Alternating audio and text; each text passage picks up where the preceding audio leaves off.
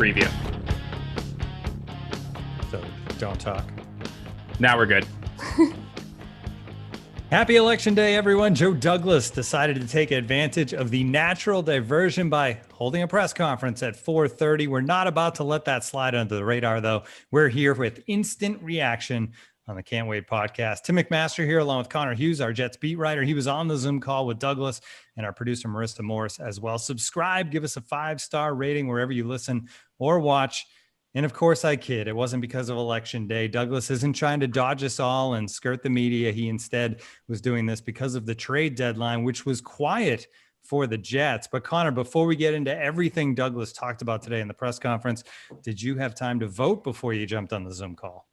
Yeah, I did. I did it yesterday. It's obviously a little different this year and a little unique and weird and funky, obviously, because of COVID. But yeah, we did our Bree and I went. We went to we live in Morris County, so we drove up to the fire station where they had the little drop box. We filled ours out in the mail and then put them in there. Because I don't think Jersey has any in-person voting. Am I wrong about that? You guys are in. We discussed this before the show started, but you must have not been listening. No, I totally zoned out. I was focused on making sure we actually Jersey started. does have in-person voting, but if you vote in person, you need to bring your ballot that you were mailed. So if you have not done that yet, you have probably an hour and 20 minutes. Yeah, you got 2 hours, an hour and 20 minutes. Yeah. So get out there and vote if you hadn't. You're allowed to leave this live broadcast if you haven't yet voted, and go do it and check out the podcast later. Anyway, let's move on to the Jets and Joe Douglas. He talked basically about the topics that we expected him to talk about. He also kind of put the blame on himself. At least that's the way he said it. He said he needs to get better players out there, better players around Sam Darnold,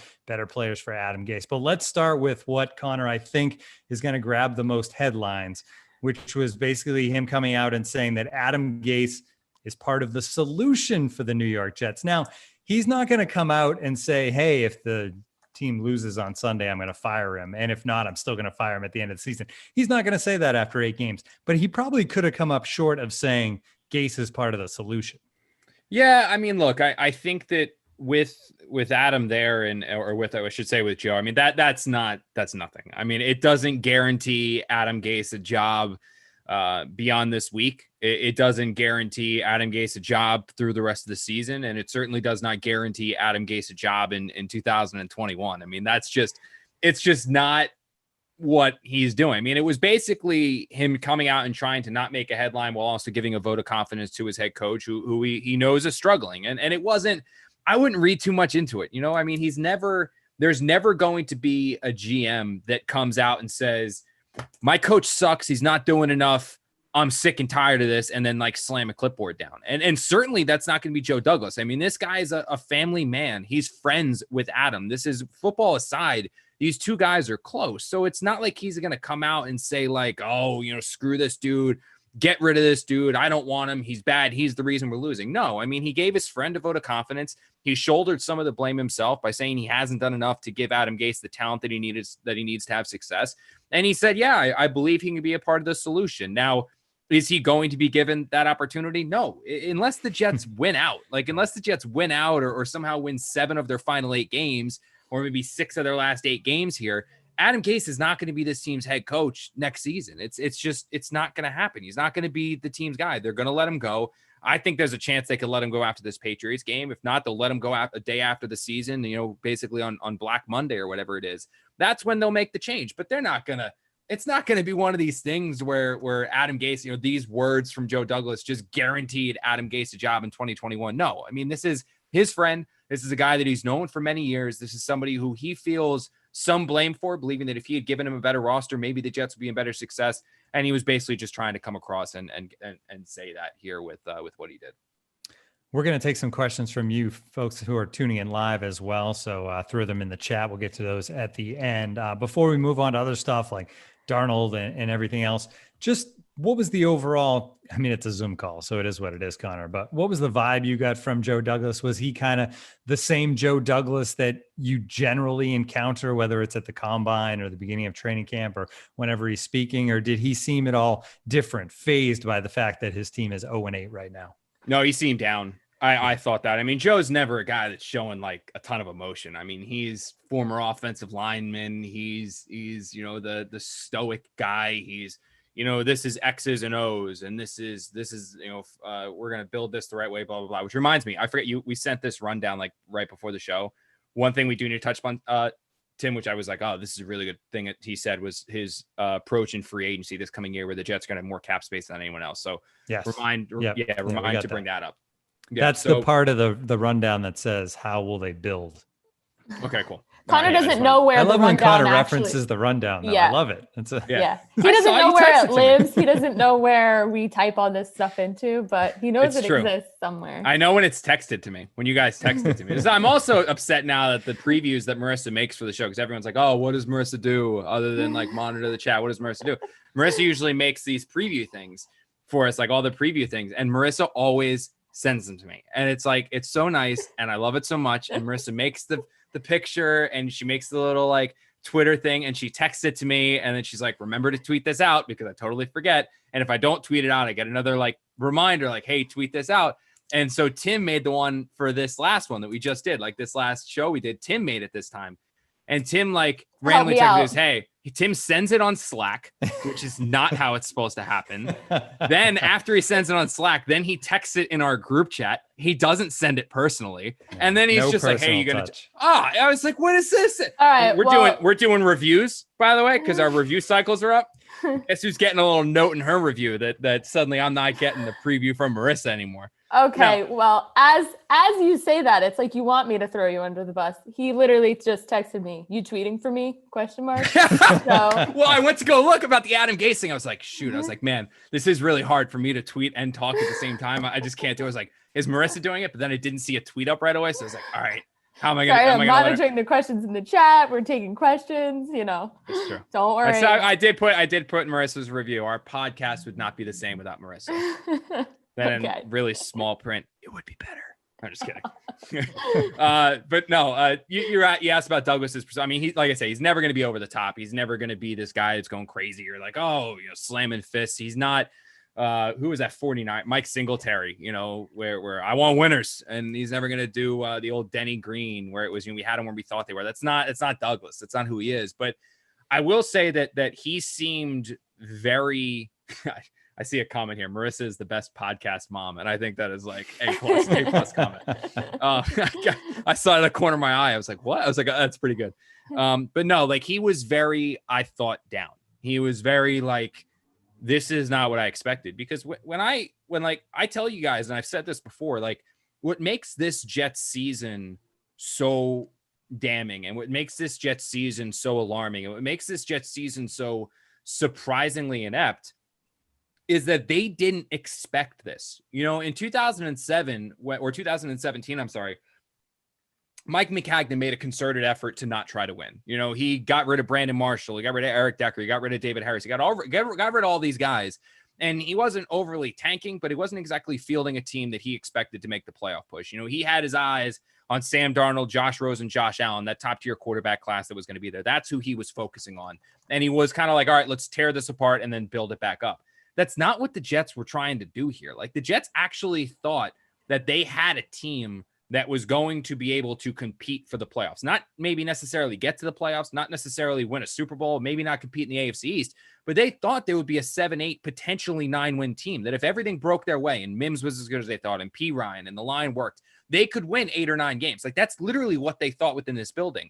So to go into the season and begin week 1 with that thought, and now suddenly be here after 8 games, 0-8, and steamrolling toward 0-16 and literally looking like a team that's unable to win a game. I mean, everyone in the organization was on edge. Everyone is kind of alarmed that their self-evaluation was so ridiculously off. I mean, they are that, and that's how Joe seemed when he was sitting. Again, it's on the other end of a Zoom call. He's sitting there, you just got to see him, but he was sitting there like this. He's got his shoulders down. He's talking monotone. I at the end of the conference, I threw him a softball of all softballs because I felt a little bad because I did pepper him. I did. I mean, I peppered him a lot about Sam, and it's tough because like when that's a topic with Sam, and we'll get to it in a minute here. I don't want to like overstep on what we're about to talk about, but that was a topic like had a lot of I's to dot and a lot of T's to cross. Like you couldn't just say, "What do you think about Sam?" and then just let it be. I mean, there were things that he needed to say and questions that needed to be asked directly to move on from that subject, but. Like I even threw him a softball at the end. Like, all right, Joe, like, yeah, this team's winless. They're looking like they're going to stay winless. But, Mekhi Becton looks goddamn good. Like, what do you think of Mekhi Becton? And he turned the question Mekhi Becton into basically like Mekhi Becton is kind of upset that he hasn't been able to help us win more games. It's like, wow. Like this was as not even a softball. I put it on a tee and he was still that way. I mean, you can see that this guy is emotionally invested in this. He's upset with this. He admitted, I asked him, I was like, is this job more than what you expected? Like, is the job you got to do, is it more? He goes, no, I went into this with open eyes. I knew what I had to do, and nothing's kind of taken me by surprise. But you could tell that this entire season, at least halfway point of the season, has beat him up quite a bit. And he's distraught by this quite a bit. And everyone in the organization is, from Adam Gase to Christopher Johnson, Jaime, and everyone else. I mean, they are all legitimately upset over this. And I think Joe came across that way in the press conference, that he answered all of the tough questions, and he had to answer a lot of them. I thought he handled it with professionalism. He didn't dance around too much, except for the questions that you expected him to dance over. But you could tell that he's not happy. And I think you're going to see a guy that this offseason is out there with a man on a mission, because you can see that this is not something that's making him too happy. So, Connor, you just kind of mentioned this. This question's from Mark C. Did you notice how Joe's body language changed on the Gase and Darnold question? He looked down for 10 to 15 seconds prior to answering questions with answers he truly didn't believe himself. I don't know if that is necessarily how I would read that. And the reason that I say it is nothing other than I think he was just making sure that his words came out right, and he didn't want to misspeak. Joe's not a guy that's super used to media. He was a longtime scout with the Ravens, and then he went and he did like college stuff with the Bears, and then he was the pro personnel guy with the Eagles. And when he was with the Eagles, because at the time when Joe was with the Eagles, I was covering the Jets for the Star Ledger. There were times when I would be at the Senior Bowl where Elliott Shore Parks, he wouldn't be at the Senior Bowl, so I would go and like talk to Joe, because that was like the one time that Joe talked to the media, is that Joe would do media with the Eagles reporters at the Senior Bowl, and he'd ask, answer questions about the college guys and scouting stuff. But aside from that, he's never been in a situation where he received the criticism, where it was like, it doesn't look like you've done your job very well. Why have you sucked at your job lately? Tell me. Like, he's never had to answer those questions. And so this is a whole new situation. So when he was being asked about Adam, when I and others were asking him intently about Sam, I don't think he was saying questions that he didn't. I don't think he was saying answers that he didn't necessarily believe. I think he was taking his time to ensure that he didn't say something he regretted or something that he didn't mean, or get his words twisted up. Because again, this is not Jacksonville. This is not Houston. Like, this is New York. This is the New York media market. I mean, there were like 35 people on that Zoom call hanging on his every word. And if he said one bad thing and gave one bad headline, it's going to be on our website as a column. It's going to be on the back of the Post, on the back of the Daily News, and the Associated Press, Newsday, everywhere. Like, it's going to be blown up. I mean, you're going to have 17 stories that run today on X additional takeaways and X thoughts on Adam Gase's or Joe Douglas's midseason press conference. Like, there's going to be all this stuff out there. So I don't think that it was necessarily that saying things he didn't believe. I think it was more him trying not to say the wrong thing and making sure that his words came out the way that he wanted them to come out. All right, we have a lot more to get to, including Sam Darnold. But first, a message from DraftKings. The season is in full swing and the action is still unfolding. So head over to DraftKings Sportsbook, America's top-rated sportsbook app. With so many storylines across both professional and collegiate sports, this is the time to check out everything that DraftKings Sportsbook has to offer. If you haven't tried the app yet, head to the App Store now, because you don't want to miss this. To celebrate Sunday's action, DraftKings is ensuring all new users are covered up to $100. That's right. You bet, and they cover with risk-free Sunday betting. This weekend, there's plenty of action to get in on, so head to the App Store now and start making it rain. Last episode, I talked a lot about my Terps playing Penn State. I'm also going to be watching the Seahawks versus the Bills on Sunday. I think that could be a pretty good game. On top of those great sign-up offers, DraftKings offers great odd boosts every Sunday to help you make it rain. DraftKings is safe, reliable, and secure, making it easy for you to deposit and withdraw your money at your convenience. Download the top-rated DraftKings Sportsbook app now and use promo code QUICK when you sign up to get this can't-miss offer. DraftKings Sportsbook is insuring your Sunday bets up to $100. That's right. You bet, and they cover up to $100 when you use the promo code QUICK during sign-up for a limited time only at DraftKings Sportsbook. Must be 21 or older, New Jersey only. Risk-free coverage paid out in-site credits. Restrictions apply. See DraftKings.com/sportsbook for details. Gambling problem? Call 1-800-GAMBLER. The DraftKings ad has become what's Marissa watching on Saturday and Sunday. I love yes. it. This football season will be different, and Pepsi is here to get you ready for game day, no matter how you watch this season. And it's been tough, Jets fans. Pepsi knows it's been tough. Pepsi is the refreshment you need to power through game day and become a member of the League of Football Watchers. These passionate fans are the real generational talent that Pepsi fuels, because Pepsi isn't made for those who play the game. It's made for those who watch it. Pepsi, made for football watching. Go to madeforfootballwatching.com to check out the latest football watching content from Pepsi. All right, let's get into Darnold, because I feel like there was as much about Sam Darnold in this press conference as anybody, as you would expect. But it was also a little bit all over the place, Connor, because it's a similar situation where he's not going to say, well, we're going to have a different quarterback if the season goes bad enough and we're going to trade Sam. You know, he can't say that. But in one sentence, Douglas was saying he's our quarterback of the future. In another sentence, he was refusing to commit to Darnold being his starter in 2021. So I'm not sure how those two things mesh. Yeah, he was all over the place. I mean, that was when like the first question I asked him was, do you believe that Sam Darnold will be this team's quarterback in the future? And how would you assess Sam Darnold's play right now? And the first thing he said about Sam Darnold was, I haven't done enough in surrounding him with talent. I have not basically given Sam Darnold. Yeah, it's true. Like, he hasn't given, I mean, I give Joe some slack because he's had one off season. It was 2 years of Mike McCagnon not doing anything. And that was the real issue. Like Joe had one off season, and he thinks he fixed the offensive line, and he thinks he put receivers out there the Jets can have success with, but the Jets have never had all three of their starting receivers out there. And the offensive line, I think, has played 3 total games together of the offensive line that he built. So he said, I haven't done enough. I want to do more. And then, like, the second part of the question, he just didn't answer. Like, he didn't answer the second part about Sam Darnold being, is Sam part of the future? He did say, I think Sam Darnold is an ultra talented quarterback. I think Sam Darnold can be really good, but didn't touch is Sam going to be a part of this team's future? Rich Cimini over at ESPN then followed up like 2 questions later, like, is Sam Darnold this team's quarterback? Like in 2021, like, will he be this team's quarterback? And Joe danced around it. He would not commit to Sam Darnold being this team's quarterback in 2021. He would not do it. He said, like, again, complimented him, said he believes in him, but he wouldn't say Sam Darnold is going to be our quarterback in 2021. A couple questions later, he starts getting more Sam Darnold questions, and he starts again ranting and raving about I believe he can be a very good quarterback in this league. I believe he can still be very successful. I haven't done enough to surround him with talent. If you surround him with talent, you'll see what this kid's capable of. Like, saying all of these super, super positive things. But then I followed up with it, and I was like, okay, well, if you're saying all of that and you believe that he can be a successful quarterback if you surround him with talent, and you believe that he's a franchise guy and all this stuff, I was like, will he be your quarterback? Why don't you just commit to him then in 2021 and say, he's going to be my quarterback?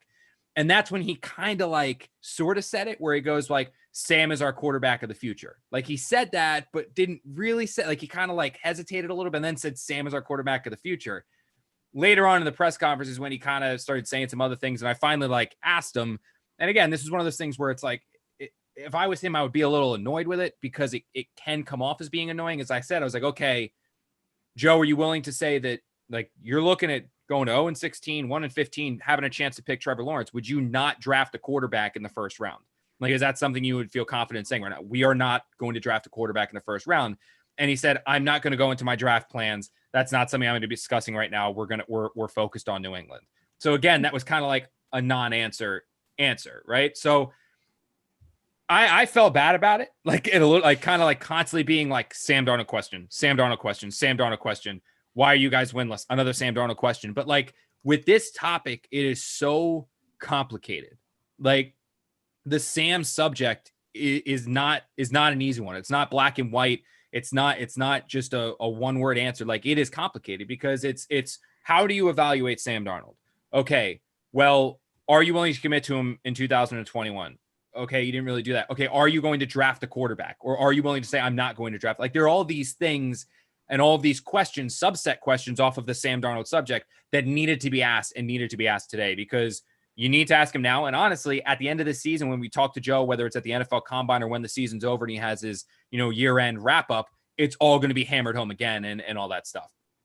Now, what I will say is, with everything that Joe said today about Sam Darnold and the future comment and all of this stuff, blah, blah, blah, yada, yada, yada, this does not rule them out of drafting Trevor Lawrence. Do not think that if the Jets have the number 1 pick in the draft, they're going to pass on Trevor Lawrence. Do not think that if Sam Darnold starts every one of the rest of these games and this team goes 0-16, then they're picking number 1 and the generational passer is there, the Jets are going to trade that pick because they've got Sam Darnold. No. Cliff Kingsbury at one point said Josh Rosen is our quarterback. Josh Rosen will be our quarterback. They drafted Kyler Murray like 3 weeks later. Like, this was literally just Joe not wanting to come out and say definitively something along the lines of like, I'm giving up on Sam, because Sam Darnold is still this team's quarterback. And ideally, in a perfect world for the Jets right now, they're not thinking about Trevor Lawrence. Like Joe Douglas is not thinking, I want Trevor Lawrence. What Joe Douglas is thinking is, I want Sam Darnold to be the franchise quarterback. That is truly what the Jets want. The Jets want this kid to be the franchise. They want him to be the guy. They want him to be everything that they hoped he would be when they drafted him 3rd overall in 2018, 18, right? 18, 19, yeah, 18. That's when they want that guy, because if Sam's their franchise quarterback, everything gets easier. Suddenly that top 5 pick, they can use it on another lineman, corner, pass rusher. The other 1st round pick, they can use it on something else. They can really finalize and fill out this roster. So they want Sam Darnold to come out these final 8 games and win 4, 5, 6, 7 of them. They want Sam Darnold to come out and light it up with maybe not touchdowns. 7. I mean, you want to be in that top 5. True. But still, like, you want Darnold to come out and dominate and show progress, because if he is your franchise quarterback, it's a big question mark that you can count. You can make a statement, a declarative statement, and a solution. Like, you don't have to worry about that anymore. So he was never going to come out today and say, I don't believe in Sam. He was never going to come out today and say, we're going to move on, or yes, I'm thinking about drafting a quarterback. He was going to give Sam a vote of confidence, say everything he can to give Sam the vote of confidence, to hopefully have Sam these final 8 weeks show he is a true franchise quarterback, so the Jets don't have to draft Trevor Lawrence. And truthfully, if Sam is to show he's the next franchise quarterback, and he is a franchise quarterback, the Jets are going to take one of these games against the Patriots. They'll beat the Chargers. They'll win 1 or 2 other games the rest of the way, and they won't even be in a position to draft Trevor Lawrence, so it'll be a moot point, and they'll roll with Sam going into 2021. But if this team goes 0-16, if they go 1-15, if they are picking number 1 in the draft and Trevor Lawrence is there, I know what Joe Douglas said. Everything Joe Douglas said doesn't matter. The Jets are going to be drafting Trevor Lawrence. One weapon that the Jets could have put around Sam Darnold to help this offense was Robby Anderson. And that was actually one part of this press conference where Joe Douglas, he took a lot of blame in this press conference, but he took on that blame as well. And it was interesting because he actually gave a reason for why the Jets didn't bring back Robby Anderson, Connor. Basically, they didn't think he was going to be that cheap. Yeah, and I thought that, look, hindsight's 2020, and it's not going to change anything. The Jets aren't going to get Robby Anderson back. There's no time machine to go back and give him the $10 million that the Panthers did. But I thought it was really good and a legitimate big positive to see Joe Douglas basically turn around and say, I screwed up. I made a mistake. My bad. Like, I screwed this up. It was a mistake. I shouldn't have done it. You have GMs all over. Bill Belichick. Look at that. Like, Bill Belichick is in the midst of a 4-game losing streak for the first time. And that guy doesn't have enough fingers to point at other people. He can't stop pointing at other people and blaming other people. Dave Gettleman has built an absolute disaster of a roster in New York. Has he taken the blame on anything? On the Odell trade, on the Leonard Williams trade, on any of his draft picks, the Baker signing? He came out and said, well, we didn't see any red flags with Baker when we drafted him. It is so common. Even Howie Roseman dealing with the Eagles problems, he's not exactly saying anything. The Cardinals, when they never really admitted they screwed up on Rosen. It is so uncommon for general managers to actually say, I fucked up. They don't. Oops. I said it again. But they don't. Yeah. No, FCC is not coming after me. They don't. Sorry, I'm getting notes from our breaking news team about doing something. Focus, Connor, focus. Yeah, so they're blowing me up. Like, do you have any questions? Like, hey, are you going to fill this out soon? I'm like, I'm doing a podcast for you guys too. Like, who do you want me to message? I'm not Marissa Connor? here. I'm not. Who I'm do you not want Marissa me to message? Here. Who is it? I'll take care of it for you. Josh Hargraves. Josh Hargraves. Yeah, Marissa's not going to run she's going to run my Slack, my Twitter, send me promo videos, all that stuff. But seriously, like it is so uncommon to have general managers admit they're wrong.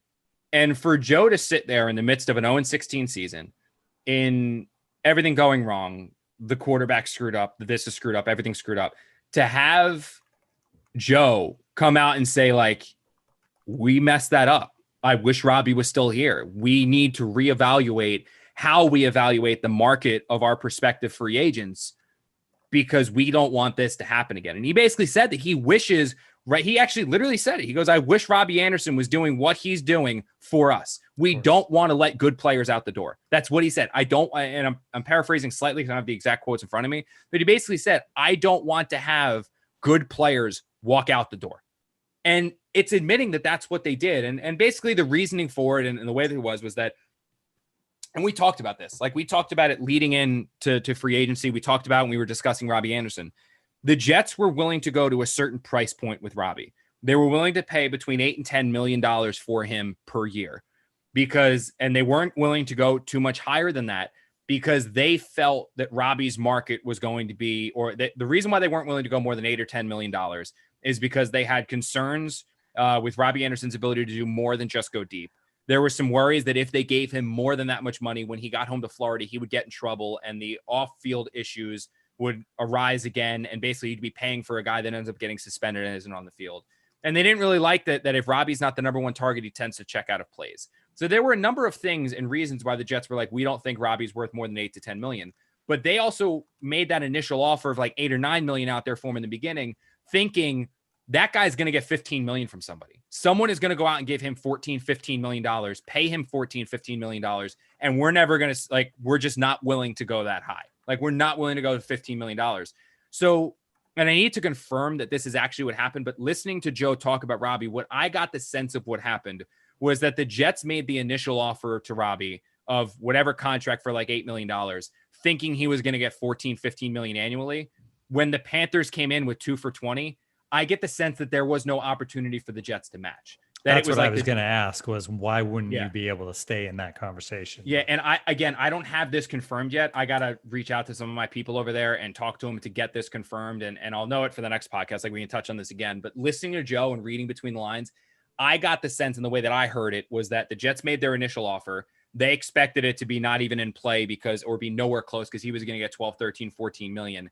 The Panthers then came in and said 2 for 20. And Robby's like, well, I only have 8 from the Jets. So, okay, I guess I'm taking 2 for 20 from the Panthers. And that was that. I mean, the Jets didn't expect him to sign for what he did. And then when he did, I think they were like, well, that sucks.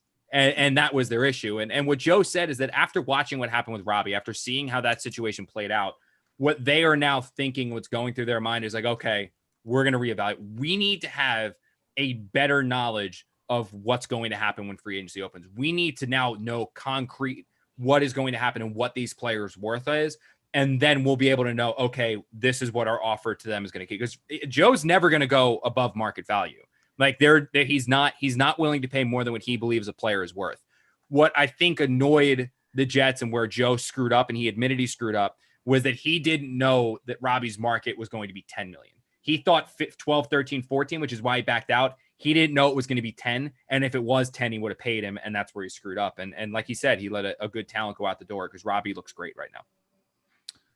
Yeah, he certainly does. All right. One more thing before we get to the listener questions. One more thing I want to talk about is the thing that you teased earlier, and that is how this team will build. And Joe Douglas kind of poo-pooed the fact that they have a ton of money and could just buy a bunch of players in the offseason and went back to the fact that we're going to build this team through the draft. Now, the fact is, Connor, they do have a bunch of money and there's going to be a bunch of players available because of where this league sits financially right now. So while he may say that, he can't ignore this upcoming free agent market. Yeah, but you know what, dude? That is the one thing that you want a headline, like you want something that stood out to me that wasn't just coach speak or GM speak or trying to say something to not piss people off or trying to say and making sure you don't make a headline. That is what was not a headline. That was true Joe Douglas. And that was something that I was like, okay, that gave you the roadmap to the future. Okay, that showed you how this team's going to be built. Because the Jets right now, I looked at it in OTC, the Jets are projected to have $80 million in cap space, the most cap space of anyone in the NFL. That's before they cut Henry Anderson, which is going to put them near $90 million in salary cap space. And they can move on for some other guys as well. Greg Van Roten's not going to be back. The Jets are not going to bring back Greg Van Roten, so he's going to be cut. There's a chance that George Fant gets cut as well. If those two guys and Henry Anderson go, the Jets going to be looking at almost $100 million in salary cap space this coming off season. That's going to position them with the most in the NFL in an off season that is going to see teams gutting rosters. Like we were texting about this in our group chat. The New Orleans Saints are going to be $92 million over the cap this coming year with a projection of 176 million. The Philadelphia Eagles are going to be $65 million over. There are going to be 12 teams with $2 million or less in salary cap space. The vast majority of those negative, needing to cut people just to get back to even. So they're going to see a free agent class that has, I think it honestly might be a historic free agent class. It might be a free agent class that is so robust that you've never seen anything like it. And what Joe said basically is that it's not something that he's going to do. He's not going to build this thing through free agency. Now, if there is an A free agent out there that he believes can help this team, Joe Thuney, somebody he was willing to break the bank for last year. I know Ronnie Stanley just got his deal, but if there's like a top tier offensive tackle, again, somebody who had to get cut, the Saints have a guy, Andrus Peat, I believe it is somebody who's probably going to be cut because it's just, they don't have the room to pay him. Marshawn Lattimore, somebody the Saints don't really have the means to pay him next year. If there is an A free agent, Pro Bowl, all pro player with no off-field red flags and somebody that they believe can be a culture changer for this team, Joe will go out and pay him. Like Joe will go out and give him the money that he needs to give him, like that kind of stuff. He will go out and pay the guy. But as far as like the offseason that Mike McCagnon had his first year here, where he signed Darrelle Revis and Antonio Cromartie and traded for Brandon Marshall and brought in all these stars and like 30-year-old guys just to give the Jets an immediate boost. It's not what Joe Douglas is going to do. And he pretty much said that. That is not something he's going to do. This thing will be built through the draft. He will build this thing through the draft. He will cultivate talent through the draft. The players that get money from the Jets will be the guys that he drafts. Those free agents that are out there, those guys that are available, he's not building this thing through free agency. And the quote that he said is that good teams aren't bought. I think that's the almost the exact thing that he said was the good teams are not bought. And he compared that to not only the NFL, but NBA, NHL, and everything else, is that the best teams are not bought. And if you compare this to like the Kansas City Chiefs, who are one of the best teams out there, the Baltimore Ravens, one of the best teams out there, the Seattle Seahawks, one of the best teams out there, the New England Patriots, the team that when they had Tom Brady was seemingly in contention every single year, none of those teams usually make splashes in free agency. Those teams hit on their draft picks and then they reward their draft picks with contracts, and they'll occasionally plug a hole with a free agent signing. I think that's what the Jets will look to do this free agency. They'll look to plug a couple holes with free agency, but they won't field a team that's bought. This isn't going to be the best team money can buy. The Jets are going to focus this on the draft and try to build it the right way. And that's different. It's probably not necessarily what fans want to hear because you want the splashy free agent signings and stuff like that, but it's probably the right thing to do. And you're seeing that that's probably how Joe Douglas is going to do it. Don't you think the draft is going to be harder than recent years with all these college players that have opted out? Who knows what, there's the different harder games, to evaluate, the all-star games at the end of the year. Who knows what the combine is going to look like next year? I mean, like that's going to be a difficult, he might not, I don't know. It'll be interesting. No, you're right. I mean, you're not wrong. I mean, I think that's also why the Seattle Seahawks were willing to part with as much as they were for Jamal Adams. I think that was a role. I think they said, like, look, we're going to be picking later in the first round. Like, late first round picks are guys that they're not flyers, but they're still like kind of more risky than those top 5, 6, 7, top 10 selections. Like, you're taking some chances down there. And they were like, look, there might not be a college football season. As you said, there might not be the all-star games, the combine, who knows? Like, all of these things might not happen. And if those things don't necessarily happen, well, like this pick isn't going to be as valuable. So I think that's why the Seahawks were like, you know what? We're a team that's got a chance to win a Super Bowl. We're a team that's going to be right in there till the end. Let's go get us an all-pro player. Let's go get us Jamal Adams, and we'll give up some picks in a year, and we'll see what we can't do with it. But I think that for Joe, I think it's going to be that he just trusts his scouting, and he trusts his scouts. And again, this is a guy that is born and raised, like the old Bane saying, like you merely adopted the darkness, like, the old Batman line. Like Joe Douglas was like raised in the darkness that is the NFL draft. Like that is his thing, is college scouting from the lowest level up to the highest, obviously now as a general manager. That's what he does. And I think that what you're going to see now is a guy that just says, these are my draft picks. I believe I can hit on my draft picks, and that's how we're going to do this the right way. And he's not going to, I think he said, what was the way that he phrased it today? He said financially healthy or something like that is how he phrased it. He's worked pretty hard since he became the Jets general manager to get this team to a position where they were financially stable. He's there now. And I don't think he's going to take all that work he's done to get them in such financial health to then say, screw it, I'm going to blow it like crazy in one free agency. I think he's going to be smart with this. I mean, they're not going to make a splash. Like that's right. That I want to make clear. They're not going to make a splash, but they're not going to go out there and say, okay, here's the top 5 free agents on the market. We're signing them all. Like that's not going to happen. Yeah, that's smart. Makes a lot of sense. Sign your own, and then you get those little. You mentioned the Patriots. You get your Stephon Gilmore when you need it to fill that hole. All right, we're going to get to your questions after a quick word from the Main Street Board Game Cafe. Main Street Board Game Cafe in Huntington Village on Long Island's North Shore features a huge selection of hobby and family strategy board games for sale, from old favorites to the newest releases. A library of over 400 board games for open play. Find your crowd at one of our events and tournaments, or the Board Games and RPG After School program for grades 1 through 12. It's a full-service cafe with food and drink, coffee and desserts, beer and wine, and fun and friends. Main Street Board Game Cafe at 307 Main Street in Huntington Village, New York. Go to mainstreetboardgamecafe.com. That's boardgamecafe.com. Phones down, heads up, and unplug your game. All right, sorry.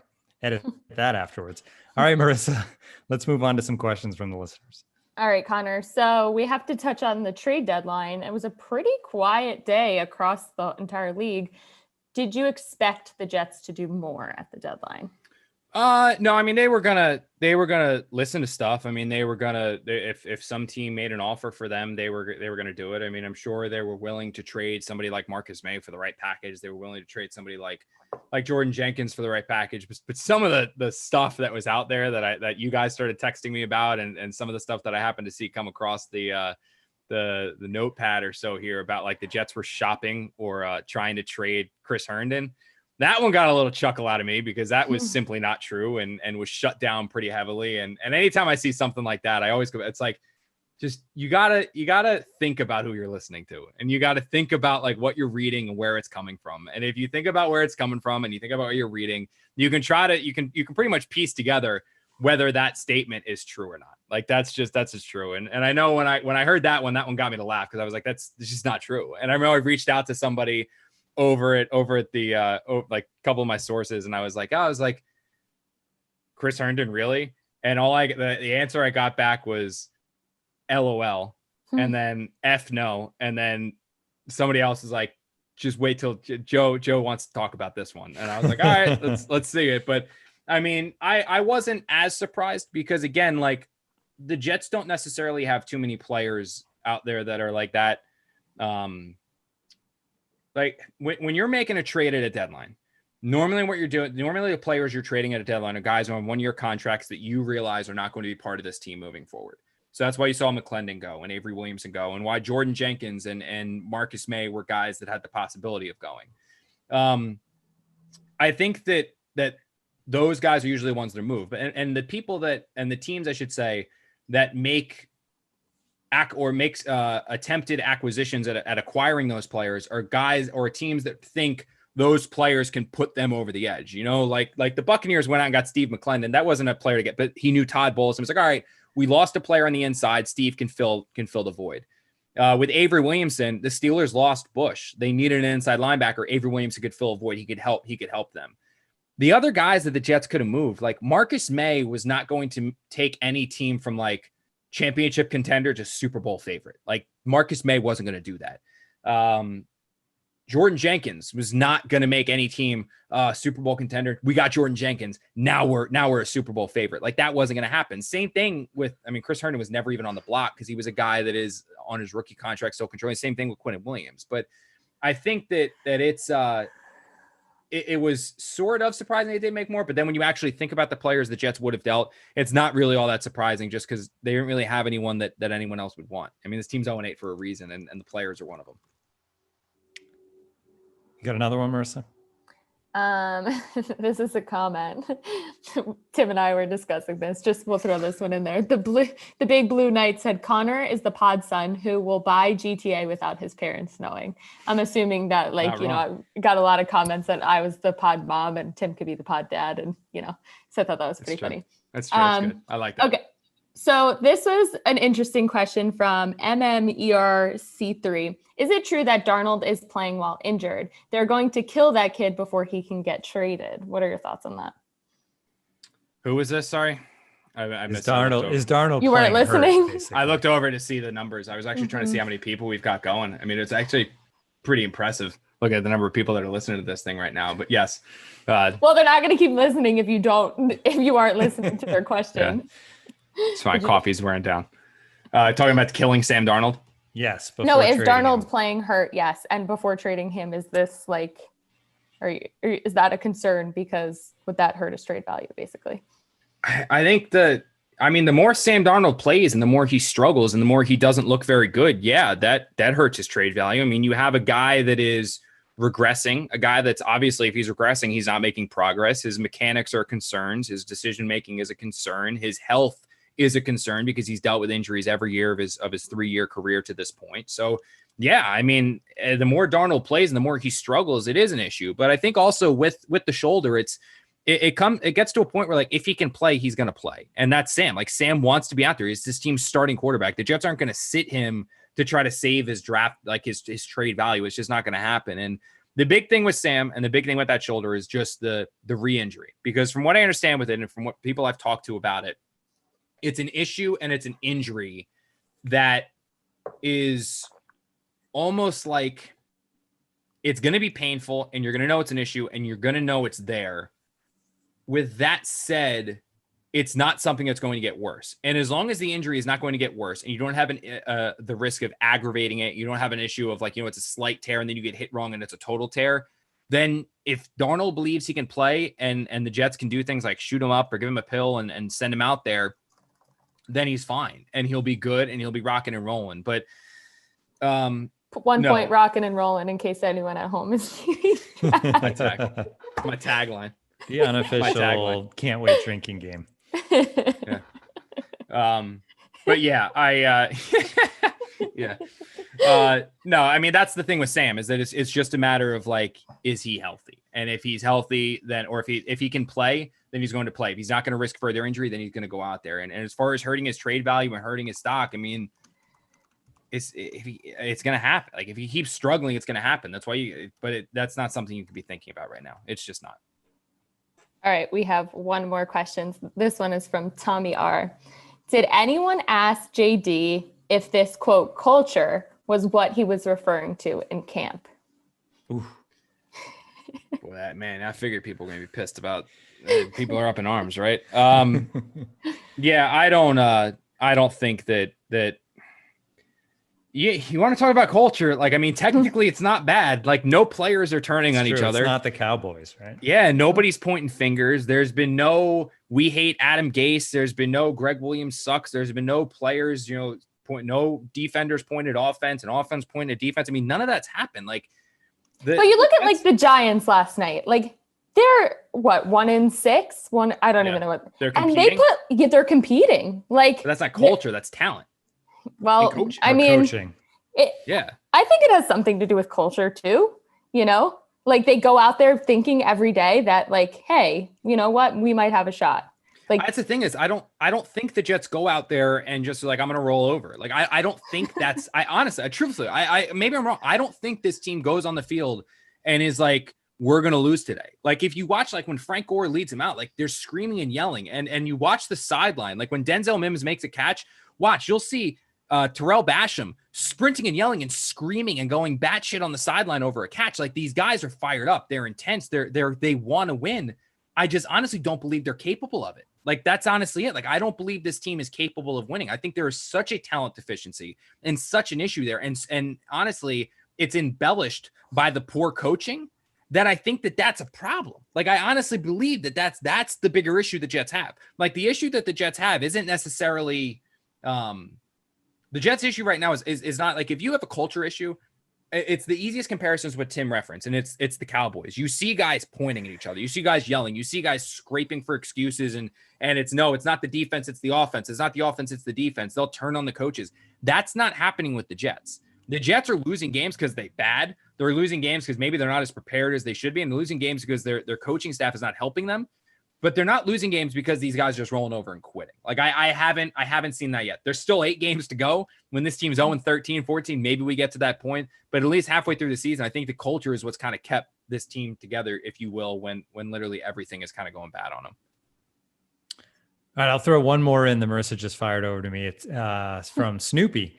Why can't anyone answer my simple question? And because he was demanding in that way, we're going to go ahead and throw it at you, Connor. It is something we've talked about, though. What talent has JD added? Does Becton count? He fell to them, basically. No, he didn't. In the draft. No, we didn't. I'm just reading the question the way it was written. The Jets picked him. No, I get it, but like the Jets picked him. They had a chance of him or Wirfs, and Wirfs looks good. Like don't get me wrong, like Wirfs looks really good. At the right tackle. All of those tackles look good. All of them. Yeah, not better than Andrew. Andrew Thomas played well yesterday. Yeah, blind squirrel nut. Jedrick Wills looks great. I will say Becton is the one that looks like a freak. The best. Of the 4. Becton is the one. I mean, you saw that highlight. Joe, turn on the Jets. Joe, who's like one of the guys. Like 3 guys, and then the running back still got tackled because nobody else could get a block in. Hey, baby steps. Becton blocked 3 players, and nobody else blocked anyone. No, yeah, seriously though. But no, like that's the thing is like they throw like that's it. Like I mean, he hit Becton. Like it looks like he maybe hit on Mims. Like there are things that he's done. Now this offseason he kind of sat out of the free agency, didn't sign anyone big, didn't do anything like that. But P. Ryan, you look at his draft class. That's kind of what my focus is that's his baby is the draft class. It looks like he hit an A+ all-world player in Becton, and he picked him over Wirfs. And Wirfs looks good. Becton looks better. He then went with Mims in the second round, and we're starting to see Mims play now. You're starting to see this guy make plays where you're like, when he develops more, when he starts to learn his coaching and route running and how to beat NFL defensive backs, he has the physical talent to be a freak. Then you've got P. Ryan, who looks pretty good. Braden Mann's a punter. He's a punter, but you'll see. Ashton Davis, Braden Mann looks very good for a punter. So if you solidify your punter for the next 10 years in the draft, I think that's a successful pick. Then you look at Ashton Davis. That's the one that's the question mark. That's the one for me is like the asterisk of like, what do you have there? Because I would have gone with a different position. I wouldn't have taken a safety. But if he develops next year, you've got a player there as well. You obviously don't know what you have in Bryce Hall because he hasn't played yet. And then Jets drafted James Morgan to be their long-term backup quarterback, which again, I wouldn't have done that when you have other holes. But if he's your long-term backup quarterback, and if Trevor Lawrence goes down or Sam Darnold goes down in 2 years, if he ends up still being this team's quarterback, and Morgan comes in and wins 2 games and keeps the Jets afloat, and then in 3 years, the Jets flip him for a second-round pick, that's a successful pick as well. So you can say, like, what has Joe Douglas done to add talent? What has Joe Douglas done? Joe Douglas has had a single off season. I know he's technically been here like a year and a half. Mike McCagnon had free agency in the draft year 1. This has now been all Joe Douglas this year. His draft looks like a good one. Like it looks like a good one to this point. Free agent signings, not so much. But again, Joe didn't go crazy in free agency, knowing that he needed to save money for an uncertain year because of COVID. And now you're looking at it. It's going to be a team cap next year of $176 million. So that's just that. I don't think you can rip on him of not adding anyone talent, because this draft class, now that you're starting to see the guys get in, they're looking all right, especially Becton and especially Mims. Yep. And we'll see year 2 when they have a couple first rounders. We'll see how it goes from there. Obviously, Joe Douglas has a long contract, so we'll have time to figure out how good he is at this. All right. That's going to do it for us. That's going to do it for this week from us, unless something insane happens over the next few days. But we will be back with the Jets, just with the Jets, something insane. Marissa's like, and it always does. But we will be back next Monday, which could be fire Adam Gase day. We'll see after the Patriots game. We'll see how it goes. Follow us all on Twitter. Connor's at Connor_J_Hughes. I'm at Tim M. McMaster. Marissa is at Marissa_Morris. We'll talk to you again next week.